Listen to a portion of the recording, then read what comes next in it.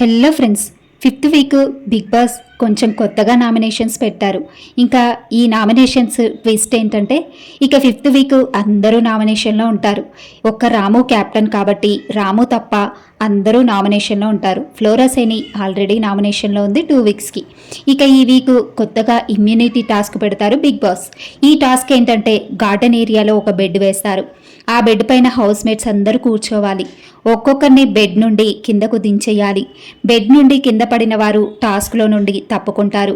చివరి వరకు ఎవరైతే బెడ్ పైన ఉంటారో వాళ్ళు ఇమ్యూనిటీ టాస్క్లో విన్ అవుతారు.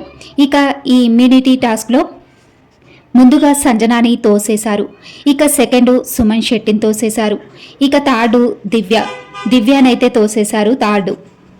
ఇంకా ఫ్లోరా ఈ టాస్క్కి సంచాలక్గా వ్యవహరిస్తారు. ఇంకా నామినేషన్స్లో రాము క్యాప్టెన్ కాబట్టి రాము ఉండడు, అందరూ నామినేషన్స్లో ఉంటారు. అయితే ఫస్ట్ రౌండ్లో ఇమ్యూనిటీ వచ్చింది భరణి గారికి అండ్ ఇమాన్యుయల్, కళ్యాణ్, తనుజ వీళ్ళకైతే ఇమ్యూనిటీ టాస్క్ అయితే వస్తుంది. ఇక అంటే వీళ్ళకు ఇమ్యూనిటీ వస్తుంది, వీళ్ళకైతే ఒక టాస్క్ పెడతారు బిగ్ బాస్. అది ఏంటంటే పంచభూతాలు అనే టాస్క్ పెడతారు. ఇంకా 5th వీక్ నామినేషన్లో 10 మెంబర్స్ అయితే ఉంటారు. ఇక రాము, ఇమాన్యుయల్ తప్ప అందరూ 5th వీక్ నామినేషన్స్లో ఉంటారు, హౌస్ మేట్స్ అందరూ.